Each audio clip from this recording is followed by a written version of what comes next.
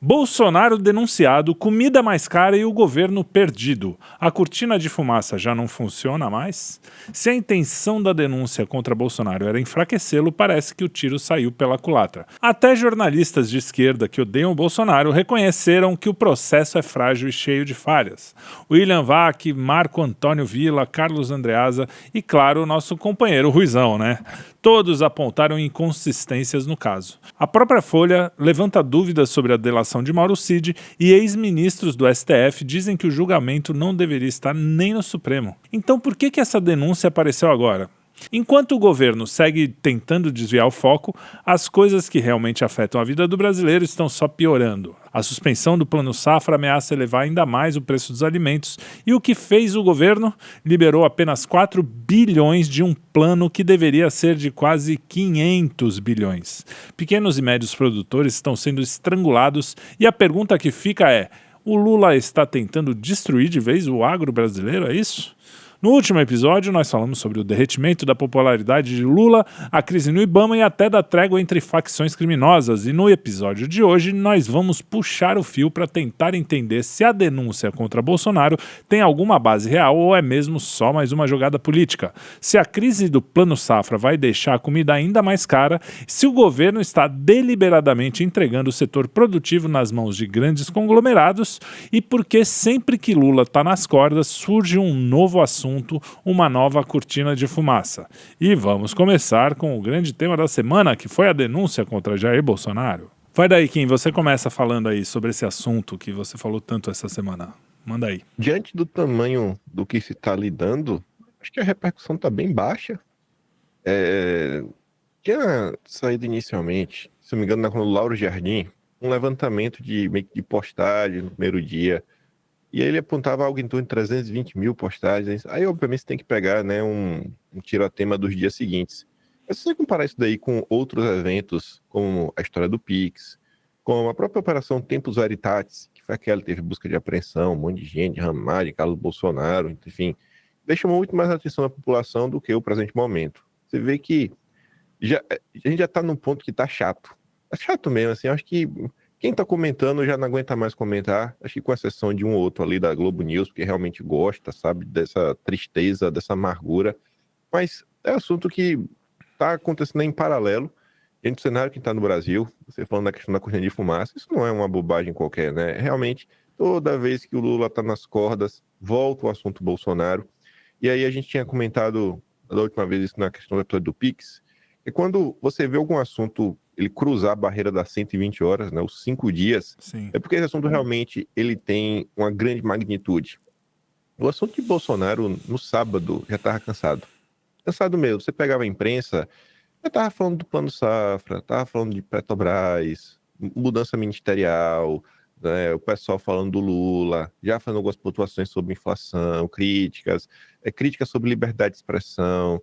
Você pega os editoriais, com exceção da Globo, a Globo a gente não conta, mas você pega a Folha de São Paulo e Estadão, o editorial do Estadão dessa segunda-feira é falando que o Supremo precisa se ajudar, porque no dia seguinte, que tem a denúncia de Bolsonaro, o companheiro Dias Toffoli acaba por tomar uma decisão para ajudar que acaba por ajudar o companheiro Antônio Palocci. E aí o Estadão fica aí, aí fica até difícil, né, falar para os bolsonaristas lá que não, vai ter um julgamento técnico, imparcial. Isso na segunda-feira. Se você pegar o tom do Estadão no dia seguinte, era uma coisa mais ou menos na mesma linha, que não era para falar de Bolsonaro, obviamente o Estadão quer Bolsonaro preso, mas estava assim, o Poder Judiciário tem que olhar isso daqui, tem que olhar aquilo outro, aconteceu isso, esse tipo de coisa não acontece. Poxa, não vai querer jogar o cara nem no plenário? Vocês estão apontando o cara como o líder da coisa toda e ele vai ser jogado na turma, enquanto os bagrezinhos do 8 de janeiro estão sendo jogados no pleno. Não parece que faz sentido. O pessoal foi pontuando isso. Folha de São Paulo, pouco deu importância.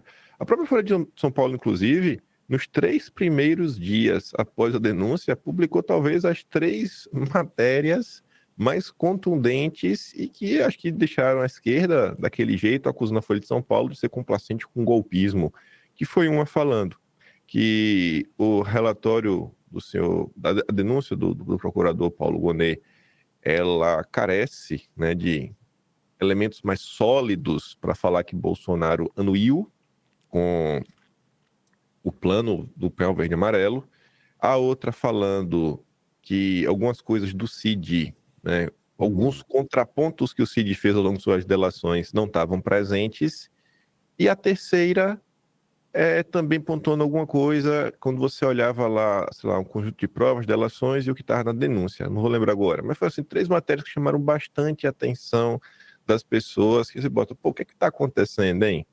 Às vezes falta um determinado contexto, você vê assim, poxa, e aí, vai ter contraditório?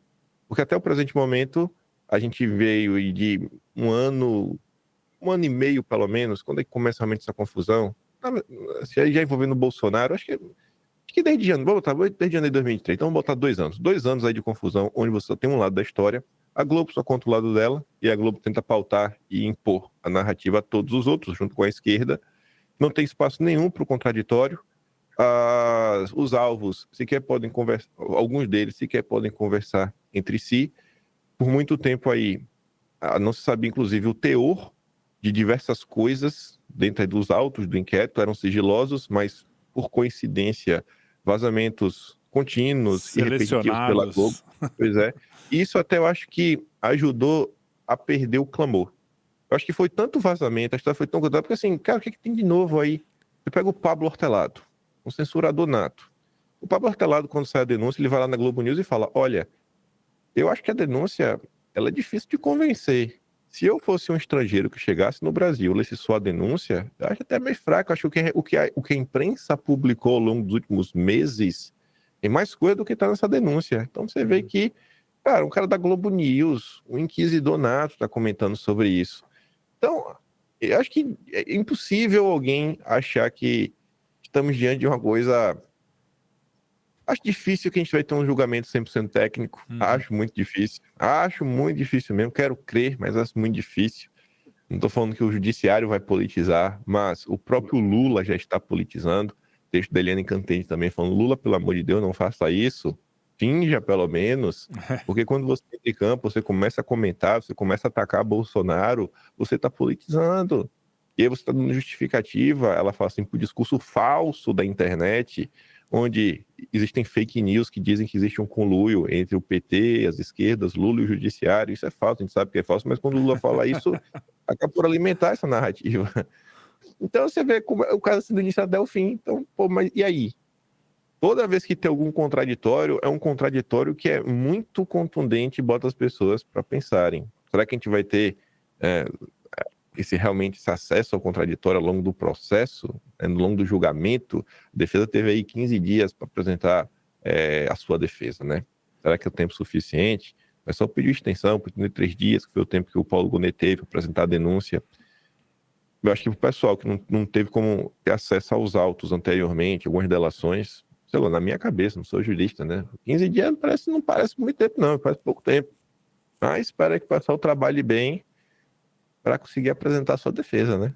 Eu vou te falar que eu não me surpreendi com a denúncia do Procurador-Geral da República, porque, na verdade, tudo que já vinha sendo preparado na mídia, todos os vazamentos que foram saindo na mídia, eles vão preparando essa denúncia, né? Então é para preparar a cabeça das pessoas. E para preparar, eu acho que nesse sentido mesmo, de dizer que é só isso que os caras têm, porque eu acho que essa denúncia ela chegou ao ponto, Treliquim, de apenas chegar no ápice do que virou o método de assédio judicial que o Brasil tem, entendeu?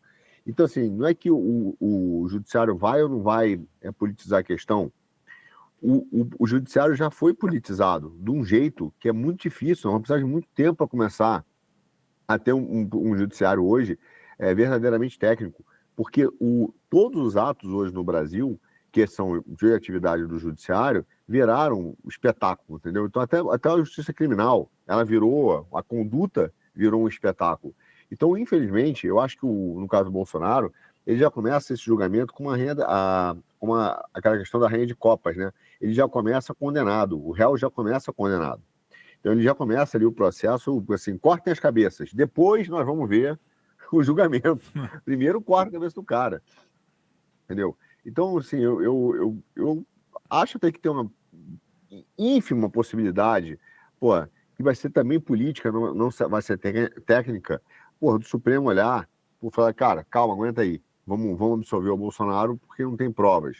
Mas até mesmo a construção dessa absolvição será feita pelo campo político. Eu acho que é indiscutível hoje a questão de que o judiciário se politizou. Nós vivemos, eu escrevi um tempão sobre isso, quando o Cid começou a sair, a vazar a delação dele, né? Escrevi um Twitter lá falando sobre o julgamento de Moscou.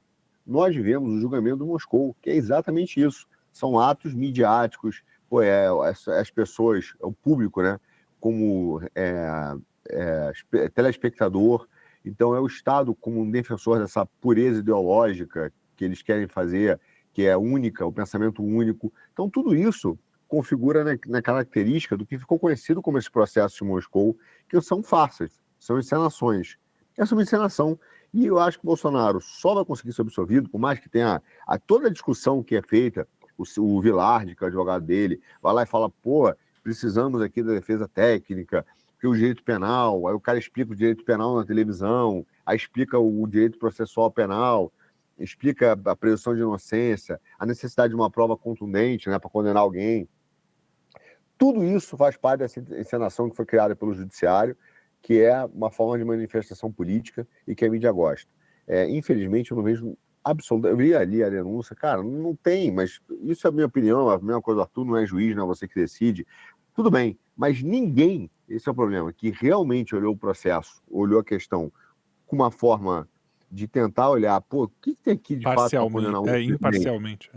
Tentar até de curiosidade, ele não consegue justificar, né? Obviamente que o judiciário vai dizer, cara, isso é um papel meu, nisso ele tem razão, né? Eu sei o que é prova e o que não é prova, e deveria ser assim se fosse técnico, mas será e já é um julgamento político, seja até mesmo a absolução. Por isso, eu não vou dar aqui, antecipar as nossas discussões, né, no programa, por isso é que eu acho que a discussão sobre anistia era extremamente relevante, entendeu? Porque na manifestação, porque as pessoas precisam, o judiciário ele é sensível a mudanças políticas.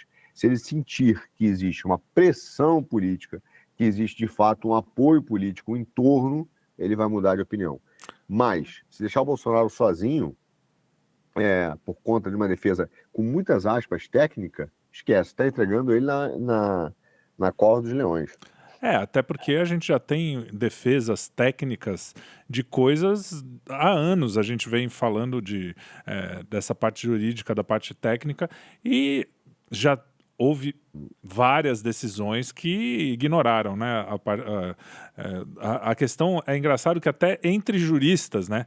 Sempre vai ter um especialista, a imprensa sempre acha um especialista. Especialista confirma, o caso é esse mesmo, ele tem que ser condenado, acabou, prisão e não sei o quê. Aí você pega um outro jurista que também manja muito, tem doutorado, sei lá o que, é o cara top das galáxias, e fala exatamente o oposto. Ou seja, isso para mim, como leigo, mostra que você consegue defender qualquer lado, porque a coisa está política e não técnica. Isso é claro, até por uma questão empírica de observar, né? Não estou falando não precisa ter um conhecimento técnico para isso.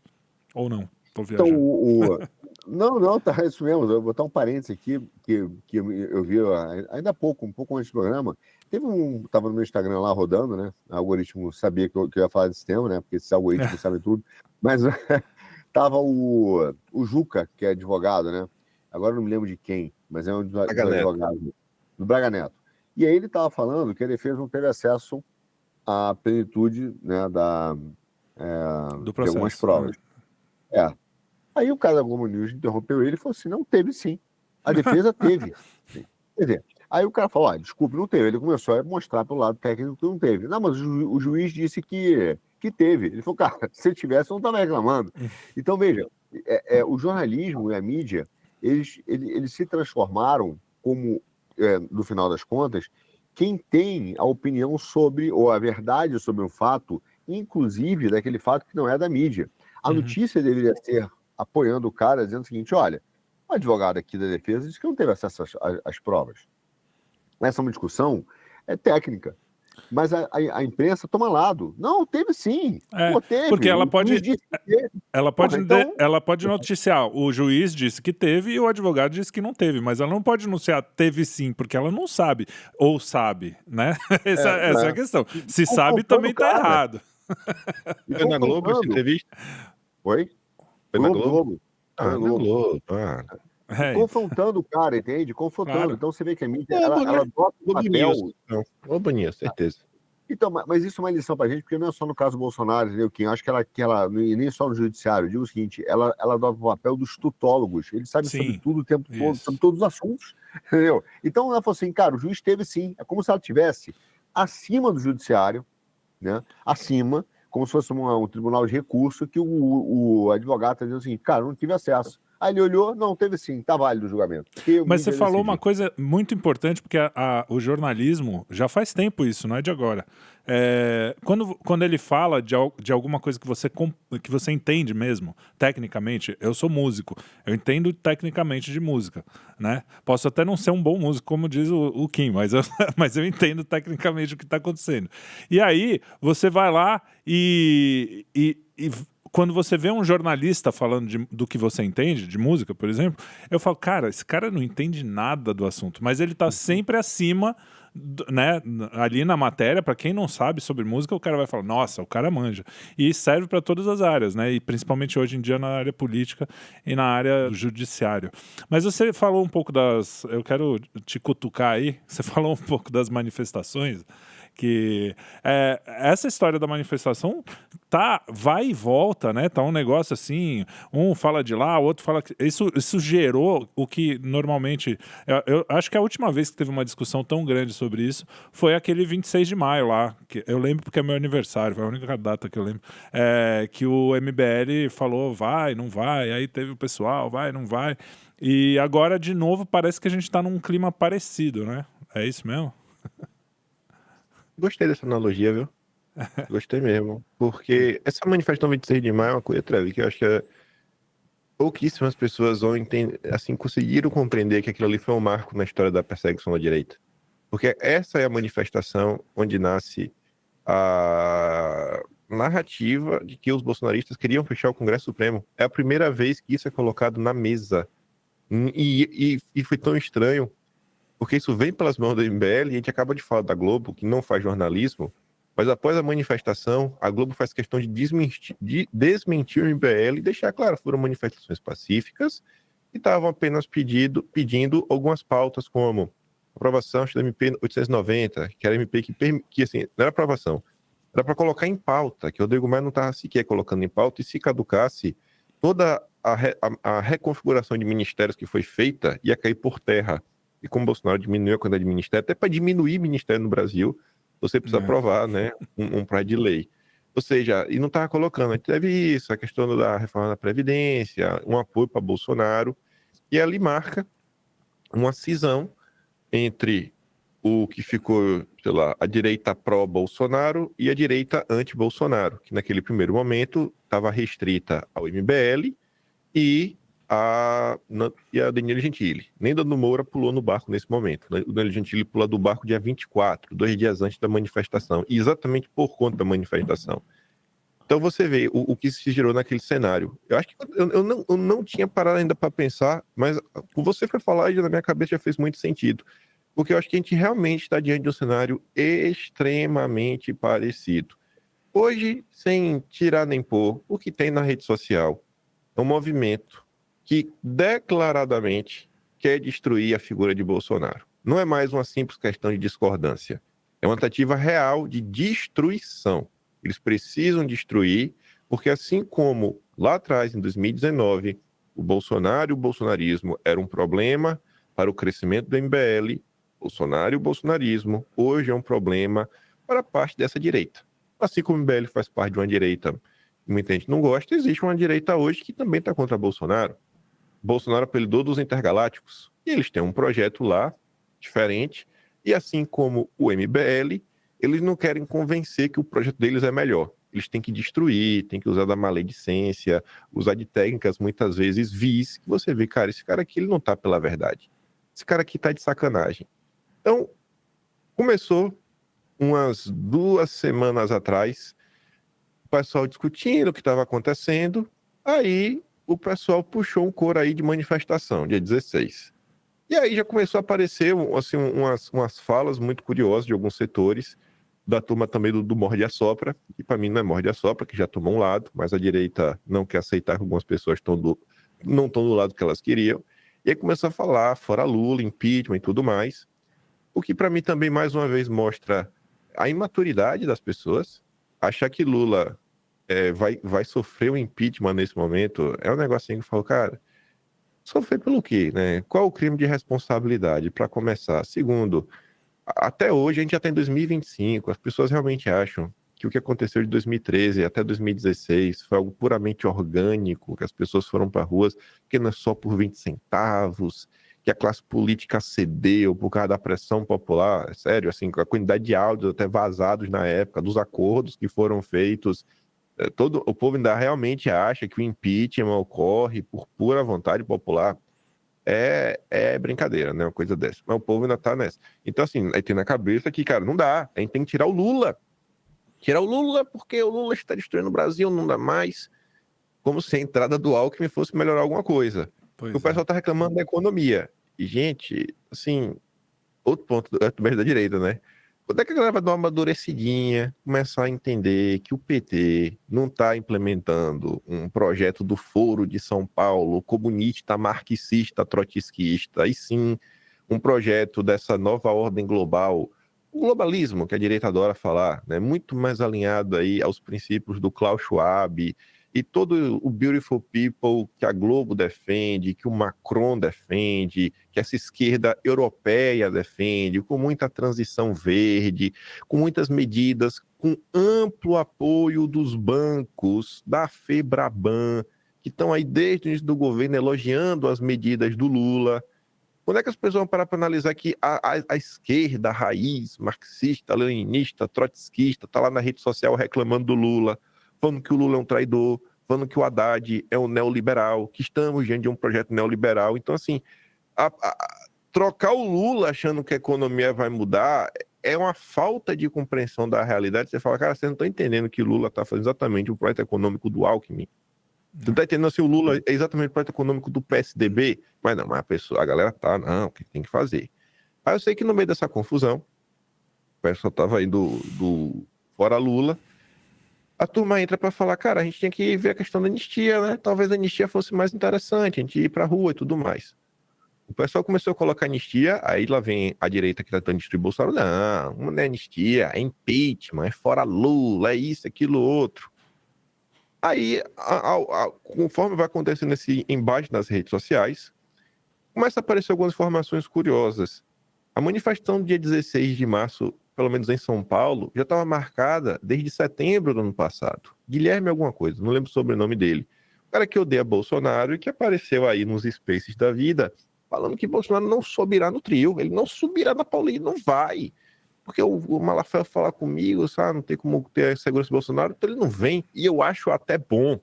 Ele vai fazer sem ele, a direita sem Bolsonaro. Aí depois apareceu outro cidadão, que é o Flávio Beal, também conhecido nas redes sociais. Ele é o cara que ajudou a construir o Bolsodória, ele era do PSDB, teve um cargo no PSL, ele foi demitido porque não tem nenhuma educação. Ele distratou uma pessoa na Lesp, e aí foi demitido na época. O Gil Diniz conta essa história. Então essas pessoas já estavam organizando essa manifestação desde antes. E aí ficou, né, esse embate. De um lado, a turma falando, pô, vamos focar na anistia, é uma pauta mais concreta, é real, tá aí, tá na ordem do dia, né, vamos deixar de ser emocionado. E aí começou um vai, não vai, começou um vai, não vai. No primeiro momento, o pessoal ficou batendo o pé, não, a gente vai fazer isso, vai fazer aquilo outro. O Bolsonaro falou, eu vou para o Rio de Janeiro, no Rio de Janeiro nossa pauta é anistia e os problemas nacionais. E falou lá 2026. Isso já foi, obviamente, motivo de desentendimento, motivo de distorções. E conforme os dias foram passando, até chegar agora no início dessa semana, diversas localidades entenderam que, pô, que não vale a pena a gente fazer manifestação aqui também. É melhor a gente concentrar no Rio de Janeiro. Bolsonaro até faz esse pedido. Eu vou falar aqui com o pessoal da região, São Paulo, Espírito Santo, Minas. Pô, vamos concentrar aqui no Rio. E hoje Bolsonaro até deu uma palavrinha para o Cláudio Dantas dizendo o seguinte, cara, o problema disso tudo é o dia depois de amanhã. Hoje, beleza, mas e aí? Você faz lá a manifestação, se der alguma coisa errada, cai no meu colo. E aí, assim como teve o 7 de setembro do ano passado, que Bolsonaro deu uma recomendação de, olha, eu acho que não vale a pena levar cartaz e tudo mais, porque às vezes a imprensa bate aquela foto de um cartaz único para falar, olha lá, olha a manifestação E eles fizeram golpista. isso mesmo, eu tô de prova, porque fomos chamados de golpistas por causa de 3 carinha que estavam lá com uma plaquinha. E eu tava no O dia, eu inquérito, vi que era o uma plaquinha inquérito dos mesmo. atos, o inquérito dos atos antidemocráticos surge disso, né? Bolsonaro vai lá no evento lá em 2020, tinha um pessoal lá com a placa, pronto, esteja aí, vamos abrir um inquérito. Olha o inquérito aí que tá aí até hoje. Certo. Então, as pessoas, elas querem negar o passado, né, para analisar o presente de uma forma totalmente enviesada e com ganhos políticos. E aí a gente tem esse morde-a-sopra, que ainda ocorre no meio de uma espécie de guerra fria. A gente está vivendo uma guerra fria na direita, onde determinados políticos que, assim, grande parte da população já vê que eles estão com comportamentos, no mínimo, dúbios, eles não abrem muito a boca para falar de Bolsonaro, mas adoram se autopromover. Eu fico vendo assim, tem umas figuras assim, eu falo, cara, tu tá me deixando de me seguir, de boa, pode deixar de me seguir. Só confirma o que eu já tô achando de você, né? Mas beleza, a vida que segue, eu fico assim, porque todo mundo me tira como um passapanista do Bolsonaro. Então, como é que um político pró-Bolsonaro deixa de seguir o maior passapanista do então presidente Bolsonaro? É algo estranho acontecendo aí nesse processo. Então, a gente está nessa divisão de forças, movimentos políticos sendo costurados, vem na esteira também da eleição do presidente da Câmara, Senado, Alcolumbre, todo aquele papo maluco, eleição de São Paulo, Marçal, né, faz o M. E, com certeza, estamos marchando numa direção que eu espero que tenha algum tipo de cisão, porque isso já aconteceu no passado e eu acho que foi boa. Quem tem o seu projeto, vai para um lado, coloca isso de forma clara, para de tentar minar de forma discreta e vai para o embate aberto. E eu acho que isso aí a gente está chegando no ponto que vai ficar difícil de sustentar, é porque a gente está vendo algumas figuras aí que fazem questão, recentemente na internet, de deixar claro o que está acontecendo. Às vezes outro Eduardo Bolsonaro se pronuncia, e o Mário Frias agora, eu falo que o Mário Frias do Novo Testamento, está imparável.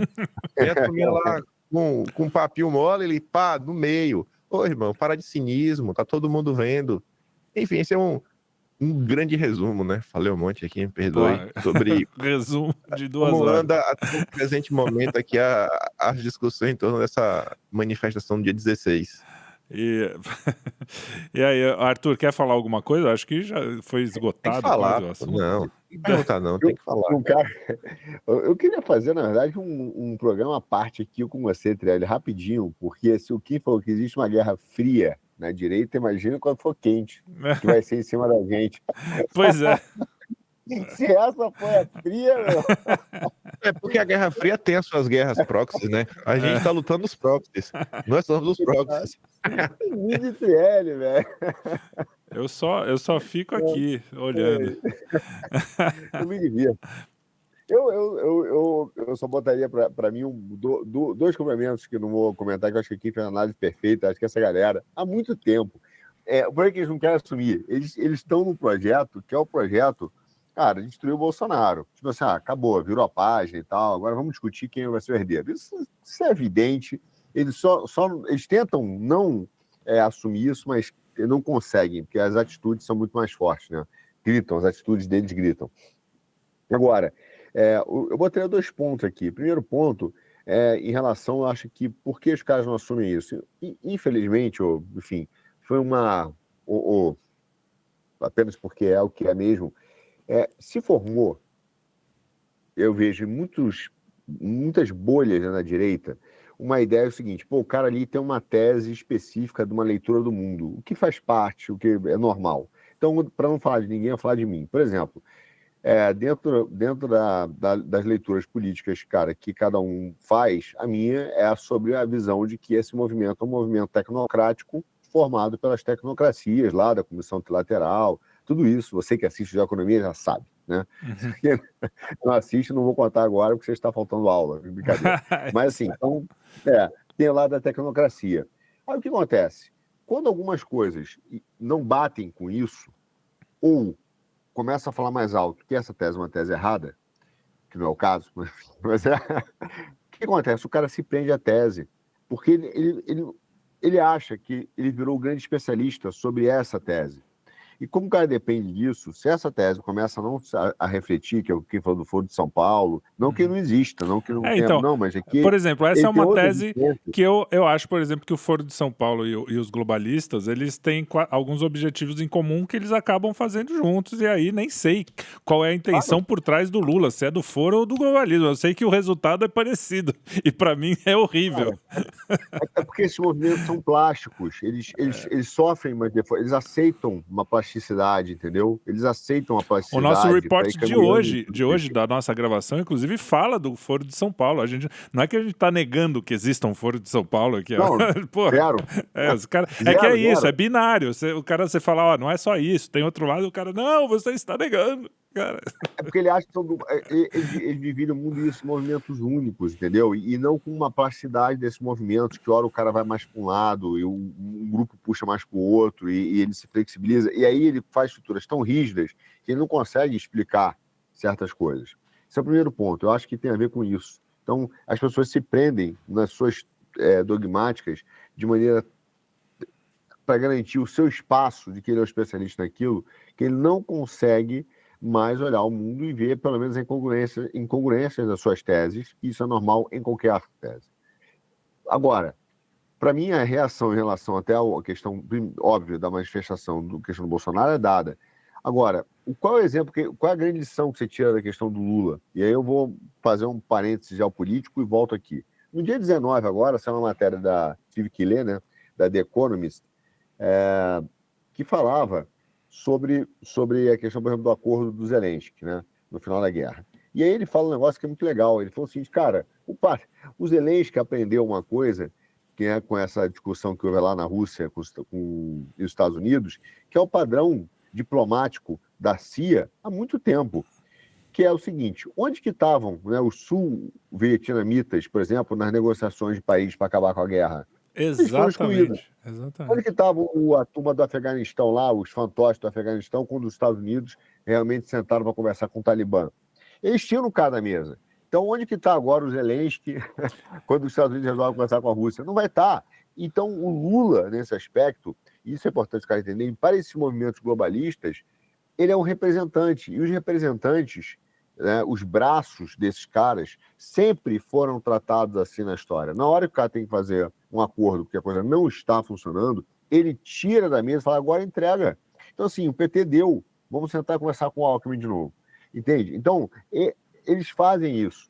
Então, o fato de você, às vezes, entender, aí eu não sei se por incapacidade de conhecer, interpretar o mundo, se é pela falta do conhecimento político, se é por má fé, se é por querer realmente esse movimento a intenção liberal. no coração a gente não tem como saber.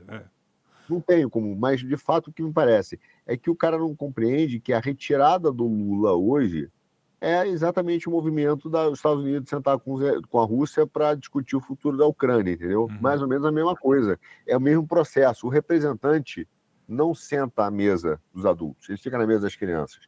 Então, o Lula hoje, a retirada do Lula no momento de impeachment, nada mais é do que um grande desejo, para mim também, de certos grupos externos, porque vai cair na mão do terceiro excluído, né? Como se fosse aqui o princípio do terceiro excluído, né? Não é esse, não é a negação desse, é porque é outra coisa, né? Que é uma discussão que não é de hoje. Olha só, esse movimento, há muito tempo ele tenta ser emplacado, que é a famosa terceira via, o isentão. Sim. Isso tenta ser emplacado. Isso está toda hora circulando, volta e meia ele brota, entendeu? Eu acho que, infelizmente, esse pensamento, essa corrente política, né, de hoje, em relação ao impeachment, ao Lula, é exatamente isso. É a ideia de que vamos tirar, né, mais a terceira via, vamos para a terceira via, deixa a bola aqui. Então, e por acaso, esse não Lula, a negação do Lula, não é na cabeça dessas correntes, algumas correntes, né, que falam isso, não vou generalizar, não é o Bolsonaro. Então, assim, vamos tirar o Lula para botar o Bolsonaro, vamos tirar o Lula para botar uma terceira coisa, entendeu? Vamos botar a terceira coisa. E aí estão construindo esse discurso, né, para poder emplacar essa terceira coisa, fingindo que é uma tentativa de defender o Bolsonaro. O que não aí é que tá. Porque eu acho que é legítimo o cara querer um outro cara. Não tem problema nenhum. E a gente até conversou aqui já nos bastidores. Pô, fala aí o que você quer então, né? O problema é você usar o Bolsonaro e os eleitores dele como bucha de canhão para depois emplacar outra coisa. Estratégia, sei lá o quê, beleza, mas é uma estratégia que a gente é sacana, né? Porque, pô, o eleitor tem o direito de saber que você não quer o que ele quer, né? Pelo menos. Mas, enfim. A gente já passou bastante tempo do programa, isso porque aqui, antes de começar, a gente falou que ia ser en passant esse assunto das manifestações, foi o que mais rendeu. Vamos falar do Plano Safra, né? O Plano Safra, que é um negócio que para mim assusta demais, porque para mim cara, o agro do Brasil é o nosso. A gente tá andando meio de muleta aí, parece que o cara tá dando rapa na muleta, né? O Brasil já tá de pé, assim, aos trancos e barrancos. E você vê, eu não sei, talvez eu esteja enganado, mas na minha visão, a impressão que eu tive é que o resultado disso vai ser muito parecido economicamente para o Brasil com o resultado da pandemia, que o pessoal falou, depois a gente vê, daqui a... E a gente está sofrendo hoje resultado disso do mundo inteiro, né, que se fechou e a economia sofreu com isso. E eu acho que em termos de Brasil, você capar o agro nesse nível, você está fazendo um resultado, eu fico pensando daqui a 3, 4 anos, assim, meio assustador, né? Na questão de fome até, coisa grave. Eu tô exagerando, tô muito preocupado, Kim Paim? Já que você tá quietinho há muito tempo, tem que falar agora. Mas essa questão do Plano Safra tem diversos aspectos. Eu deixo até Arthur falar sobre isso daí, porque depois eu quero pegar um aspecto específico do Plano Safra. Começa aí, Arthur, porque eu não quero falar sobre... O Arthur estava com vontade de falar, eu passei para você só porque... Eu não quero falar sobre essa questão, eu quero puxar outra. Eu quero ir para treta. Vai lá, Arthur. Nossos amigos intergalácticos. Não, começa aí pelo Plano Safra, desabastecimento, sabotagem do agro. Não, começa, para dar um vislumbre. Só para explicar. Quanto esse pedaço? Eu quero ir para treta. Vamos para treta. Então vamos para treta. Então vamos lá. Para quem chegou aqui agora. O que é o Plano Safra? O Plano Safra é dinheiro do seu imposto que vai para ajudar o agro. Tem lá, o governo tem a Selic, né? Define lá. Estava 10,5%. Aí o Plano Safra normalmente te dá um crédito mais barato do que a Selic. Não que quando o agro vai no banco, ele consegue a Selic. Normalmente, quando você vai no banco, o banco coloca ainda mais uns porcentozinho acima da Selic. A Selic está 10, o banco te arruma uns 14. Não é assim, Arthur? Ou tô errado? Então, assim, não é qualquer coisa. No mundo real a Selic é 10, tu ia pegar 14, o governo vai te dar 8%. Olha só. Aí, e essa diferença entre 10,5% e 8%, esses 2,5%, quem vai arcar com esse financiamento mais barato, esse crédito mais barato, é o governo. E assim, tá boa, acho que é importante a comida, né? Porra. Comida, não existe vida humana sem comida. Você pode até deixar de tomar banho, tem gente que não toma, fede pra boneco, mas tá aí vivo, tá de boa, tá uma doença aí, mas tudo bem. Mas tem que comer. Então você tem essa questão. Até hoje, né? E acho que vai continuar sendo por um longo tempo. O motor da economia brasileira é o agro, porque não é só a questão, gente, que a fazenda vai lá, produz o dinheiro, ajuda a manter a balança comercial no positivo. É mais do que isso, porque o que o agro produz precisa ser transportado pela logística. Quem empresa de logística vai chegar, sei lá, que seja num porto, que tem diversos funcionários ao longo desse processo, tem agroindústria. Ou seja, você movimenta muita coisa em paralelo ao agro. Né? Os empregos no Brasil funcionam ao redor disso. Empresas de consultoria, seja... própria contabilidade, direito, mil coisas que operam ao redor desse sistema do agronegócio. É uma coisa gigantesca. Aí o governo chega agora, falou, o dinheiro acabou o dinheiro do Plano Safra. E não é que é um negócio que eles não sabiam. Lá o William Vac falou lá, colocou a fala do Fábio, eles sabiam que o dinheiro ia acabar. E por que então deixou acabar? Porque, vejam só, uma coisa que devia ser a coisa mais normal do mundo, mas como no Brasil hoje não existe mais nenhuma segurança jurídica, não foi votado o orçamento de 2025. Era para ser votado no ano passado. Estamos em fevereiro, até agora não votou. E se torna normal isso. Talvez o ano acabe, sem aprovar o orçamento. Então, quando chegar no final do ano, a gente fala, pô, e aí? não é para não ter aqui crime de responsabilidade, aumenta o orçamento e vida que segue, o ano já passou mesmo, tanto faz. A gente vai votar 2 orçamentos agora em 2025, vai votar o de 2025 e de 2026. Ó, loucura do que está acontecendo. Mas é o Brasil. Ai, sei o que reclame. Mas bem, então acabou o dinheiro, não vai ter aí pessoal. E aí, quando o pessoal fez essa prospecção do Plano Safra, eles fizeram na época, a Selic estava de 10,5%. A Selic está mirando agora quase 14%. Então, se o governo tinha que compensar 2,5%, o governo vai ter agora a compensar 6%. Às vezes assim, cara, o que é que está acontecendo? 6% é muito dinheiro que o governo vai ter que colocar na mesa, né, para fazer essa compensação. Então acabou o dinheiro. E aí, levando para a treta agora, é o seguinte. Obviamente tem um problema de desabastecimento, você pode cortar crédito, os grandes conseguem se sustentar, os pequenos e médios quebram, e aí você tem uma concentração do mercado. Só que a gente está diante de um cenário que, para o pequeno e o médio existirem, precisa ter ajuda do Estado. Aí que eu não entendo. Quando eu vou no Twitter, vejo o Ideias Fecais, conhecido como Rafael, lá do Partido Novo, né, o grande libertário, falando, o Brasil acabou, o governo acabou aqui agora. Quando eu vejo liberais aí que adoram ficar mamando a Faria Lima, meu Deus, isso é um absurdo. Mas peraí, cara. Vocês são liberais, libertários, vocês passam o dia pregando o fim do Estado, que o Estado não pode interferir em nada, mas vocês são favoráveis ao Plano Safra? Eu não estou entendendo. Cadê a coerência de vocês? Nenhuma, é zero.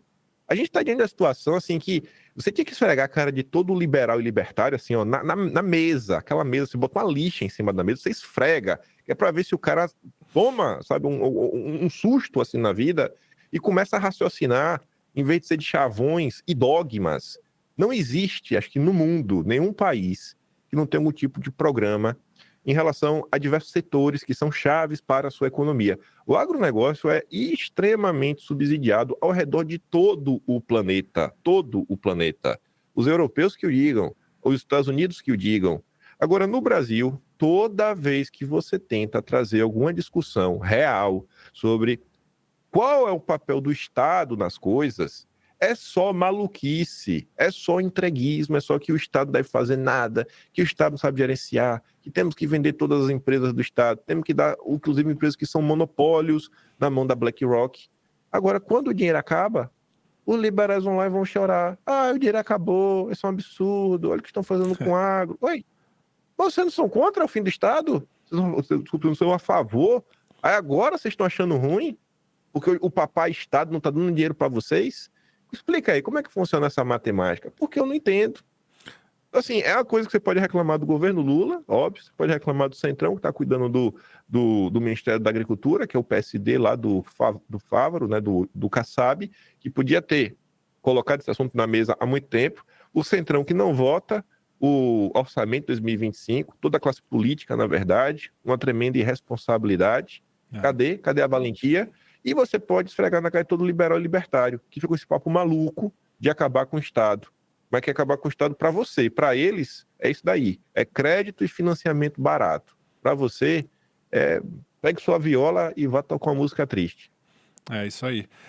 E a gente tem como falar, porque a gente sempre defendeu aqui justamente a coisa mais lógica, que é você, cada caso, você olhar e você diminuir poder de quem tem poder demais. Se a empresa tem poder demais, você tem que diminuir poder. A gente passou aqui com a Enel, eu nunca sei como é que é o nome desse negócio, um maior perrengue, ficamos quase 3 dias sem luz, 4 dias sem luz, porque simplesmente você não tem com quem reclamar, porque se você for processar, parece que o negócio é meio, você processa o Estado, mas a empresa é privada, e aí o cara vem a hora que quer, e é monopólio, você não pode, vou trocar de empresa então, mas é monopólio e é luz, não é uma coisa assim, é monopólio de TV a cabo, beleza, monopólio de TV a cabo eu fico sem essa mas luz não dá, né, bicho? Não dá pra você trabalhar. Então, é uma coisa assim, que eu que fui quase libertário, percebi isso rápido, né? Então, os caras ficam defendendo, é o que você falou. A gente já desconfia que tem alguma segunda intenção. É porque o pirão dele é que tá diminuindo, não é o problema geral, né? Como conceito. Fala, Arthur. Como diz o Enéas, só pra coisa... Não é estado mínimo ou máximo, é o necessário, cara. Exato, é só ter bom senso na vida, você não ser um panaca. Mas vai lá, Arthur. Então, mas essa forma que o cara pergunta máximo ou mínimo, sempre foi uma maldade retórica, né, para o cara exatamente moldar a questão de acordo com os interesses dele, né, da forma dele responder, que ele acaba tirando todas as outras possibilidades de discussão do assunto, né. Enfim, eu acho, Tele, quer dizer, eu me lembro toda vez que fala do plano safra, alimento, etc., tem uma passagem lá do Dostoiévski, se não me falha a memória, mas é que ele fala isso. Mas ao cabo, né, eles nos trarão a sua liberdade e porão a nossos pés, dizendo: é preferível que nos escravizeis, mas nos deem de comer. Então, a gente. Isso não é uma coisa nova, a questão do controle da alimentação, ela sempre foi, e da população, ela sempre foi, desde o Malthus, né, um dos argumentos, uma tentativa de argumento, de você, num determinado processo histórico, tentar botar, vamos chamar de marxista, só porque eu falei processo histórico, me ferrei nessa. Você tem vários jargões, vários jargões. Vale o corte. Ah lá, infiltrado! Vai Vamos lá. falar aí, pô. Nesse processo histórico mesmo, que não é marxista, mas você vai ver em determinados momentos que há essa tentativa do feudalismo tomar conta e submeter a capacidade de produção. Então, os caras que têm as terras, em determinado momento, quando começaram a ver a Revolução Industrial, e o Malthus foi contratado para isso, né? Um pouco de história, foi contratado para fazer esse trabalho que a gente conhece, dizendo que o mundo ia acabar, a alimentação ia acabar, etc. Então, era a ideia sempre de dizer o seguinte: ok, vocês podem produzir, mas vou botar sempre um teto em vocês, porque o mais importante é sempre aqui são os senhores feudais, o feudalismo, do que em relação a outras forças de poder. Mas, independentemente dessa complexidade, dessas questões, a realidade é que quando você vai para o liberalismo, cara, a fixação sempre foi, por exemplo, não é nem falar do plano safra só, acabar com o Banco do Brasil, que é um dos maiores financiadores do agronegócio. Porque o cara precisava assumir a transferência de uma arma que é extremamente importante, que é a comida. Porque nos últimos anos, tudo isso virou arma, a moeda virou arma, né? Aliás, outro dia eu vi um comentário aqui de um amigo meu no WhatsApp que foi fantástico. Como diriam os matemáticos, um parênteses, um colchete dentro de um parênteses, ou parênteses dentro do colchete, que é o seguinte: pô, FCPA, combate à corrupção, não sei o quê, os democratas nunca sancionaram, né? Ninguém do PT, ninguém do Lula, apesar de todas as denúncias da Lava Jato e tal, nunca botaram os caras numa sanção zero, entendeu? Então os caras podiam viajar, podiam fazer o que quisesse. Ou seja, será que realmente, né, os caras estão usando o FCPA para combater a corrupção mesmo, né? Então, foi um comentário que eu recebi aqui que eu achei muito razoável. Mas, enfim, é a mesma coisa. O Banco do Brasil, tudo isso que financia o agro, ele sempre teve a vontade e o ataque, a ideia de que deveria ser vendido, não pertencer ao Estado e que o agronegócio não deveria fazer parte de uma estratégia de país. Isso tem a ver com o próprio liberalismo, com a ideia de que você tem que fazer a distribuição internacional do trabalho, portanto, a distribuição internacional dos recursos também, naturais. Então, tudo pertence a todo mundo. Essa ideia de que a Amazônia pertence a todo mundo, as terras pertencem a todo mundo, né? Quer dizer, a comida pertence a todo mundo, mas isso é porque nós temos em abundância, porque quando os caras têm outras coisas em abundância, aí não pertence a todo mundo, né? Então, esse movimento de destruição da indústria do agronegócio no Brasil, ele não é de hoje, evidentemente, ele faz parte de um plano, cara, que vem caminhando, que também não é de hoje, aliás, vem de muito tempo, mas com a ideia de que a comida como arma tem que ser utilizada e na mão de poucas pessoas. Então, se você puder quebrar todo o pequeno e médio produtor, deixar na mão dos grandes monopólios, né, dos grandes oligopólios, deixar na mão deles, vender as fontes de financiamento do agro, aí tá tudo bem. Porque realmente não tem o que fazer, cara. Você controla qualquer país, qualquer coisa. É só você começar a mudar a alimentação. E eu digo isso não é nem que o cara vai perceber, deixar com fome ou não deixar com fome. Não, é mudar a alimentação mesmo. Aliás... forçar o cara, um massa, o outro menos proteína, entendeu? Então você tem... Fala. Não, desculpa. Não, você está falando uma coisa que eu gravei hoje, então provavelmente vai pro ar na segunda. Já foi. Já está no nosso canal lá. O Distopia, que está falando sobre alimentação, sobre o controle alimentar, e está falando exatamente o que você falou, lá escritinho, roteirinho, bonitinho. Então, se você quiser entender melhor esse assunto, dá uma olhada no Distopia aqui no nosso canal, e que está falando sobre isso. É o vídeo que saiu na segunda, provavelmente. E é bem isso, né?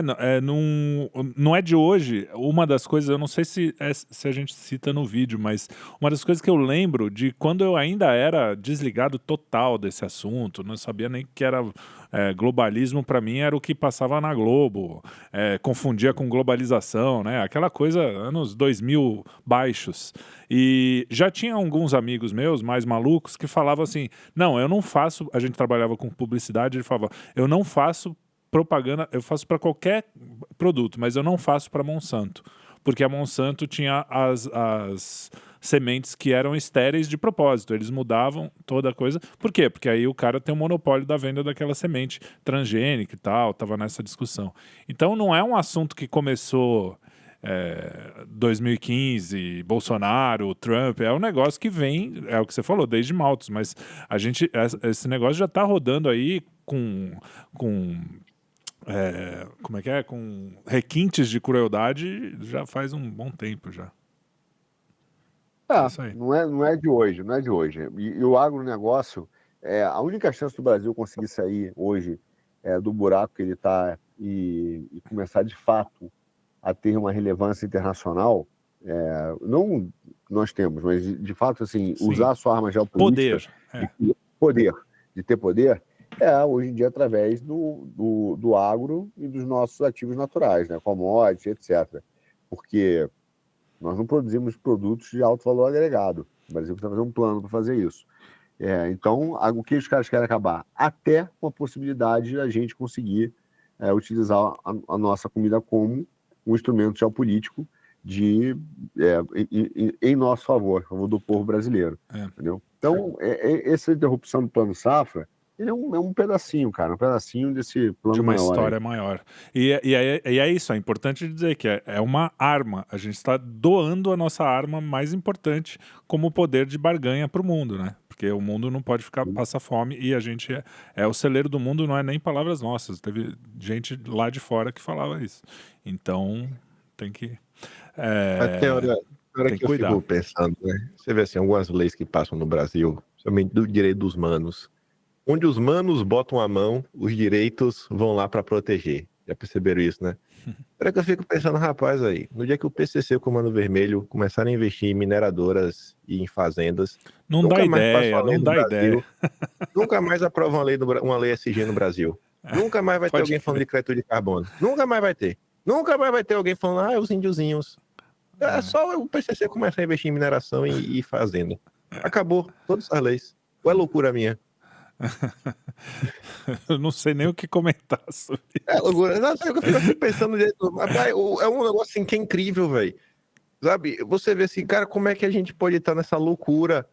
O agro, você vê assim, o Brasil podia ser realmente uma potência agrícola, mas limitam a quantidade de terra que pode ser utilizada de forma absurda. Limitam, inclusive, a possibilidade de você comprar a terra. Tem determinadas instituições financeiras privadas que eles não te financiam, por exemplo, terra na Amazônia, se desde, sei lá, não sei quanto, dos anos do tal, 2000 quebrado, ela já não for produtiva. Se ela já não for uma terra produtiva, ela não te financia.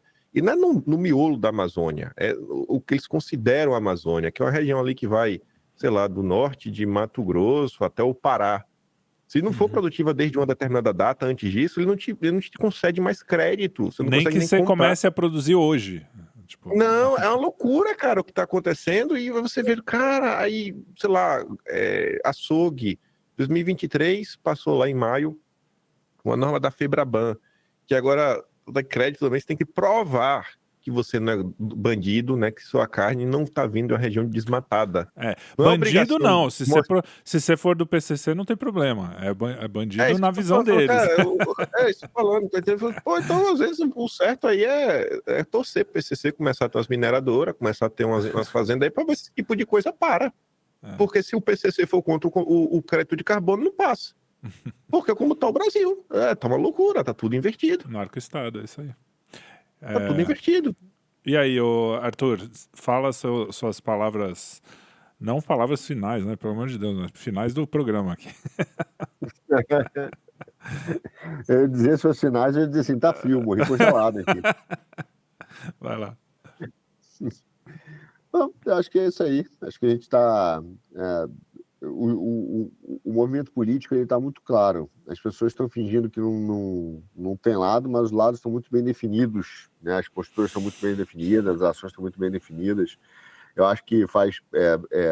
de novo, o problema não é o cara escolher o caminho dele, o problema é ele fingir que está fazendo outra coisa, né? Que isso é a clássica postura da esquerda.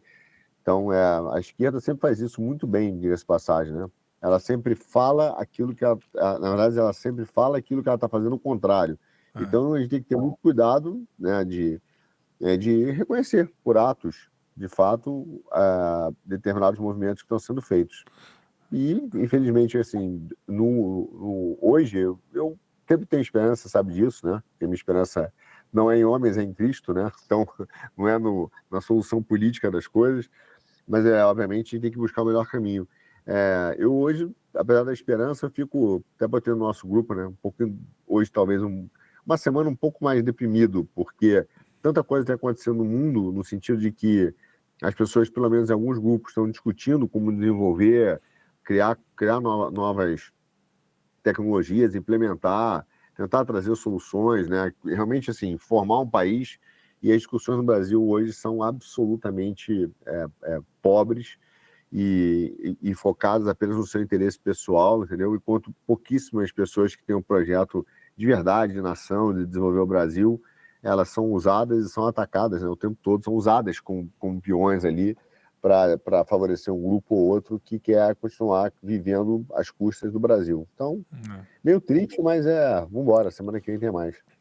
E é isso, né? A gente tem, apesar de individualmente cada um pensar do seu jeito, né? Eu, o Kim, você, o Carlão, todo mundo tem sua visão. A gente tem algumas coisas que a gente concorda, né? O anti-woke, o anti-SG, enfim, a nossa agenda é bem clara, né? A gente diz o que quer através dos nossos programas, então, assim, ninguém tem como o porquê duvidar do que a gente quer, né, pro Brasil e pro... Mas, enfim, Quem segue a gente tem um lado engraçado que é o seguinte, cara, eu acho que eu pensei que a gente é o único no Brasil, o único. Todas as pessoas que fazem análise política no Brasil, elas querem estar certas. Nós queremos estar errados. É verdade. Pô, eu queria tanto estar errado. Verdade. Muito bem, então. Se a gente estiver errado, a gente vai ficar feliz. É verdade. E Kim, dá um sorrisinho aí pro pessoal pra gente se despedir. Tá muito sério. Então, muito bem. Um grande abraço a você que está nos acompanhando aqui. Não deixe de ver os nossos outros programas. Muito do que a gente fala aqui, a gente desenvolve em outros vídeos, em coisas mais roteirizadas, assim, para que as ideias fluem de uma forma diferente. Quem gosta mais de coisa roteirizada, dá uma olhada nos nossos ensaios, nos distopias. Tem várias coisas no canal. As coisas antigas ainda funcionam bastante, porque tem muita coisa, né, que a gente fala sobre esses assuntos todos, maltos, né? Enfim. E acompanhem a gente, nos sigam, curtam, compartilhem e comentem bastante, que a gente responde aqui sempre que possível. E um grande abraço a todos vocês. E um abraço a vocês dois também. Vai se cobrir aí, Arthur, que você tá com frio. E tchau, Kim. Valeu. Valeu. Um abraço. Falou, galera. Fechou.